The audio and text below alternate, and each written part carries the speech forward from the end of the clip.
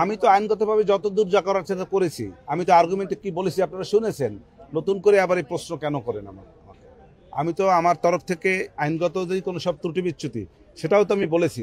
একদম প্রথম দিনই ফার্স্ট ওয়ার্ডটাই ছিল এইটা আমার, যে এই আইনের আমি আইনটা এই যে আইনটা হয়েছে সে আইনটাকে বলেছি আমি এই কথা যে এটা একজন লোককে যেমন হাত পা বেঁধে নদীতে ফেলে দিলে তাকে সাঁতার কাটতে বলা, এরকম বলেছি।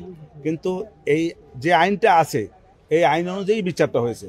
এই আইনটাকে এই যে লার্নেড ট্রাইব্যুনালও সংশোধন করতে পারবেন না বা অন্য কেউ করতে পারবেন না, এটা পারবে আপনার পার্লামেন্ট।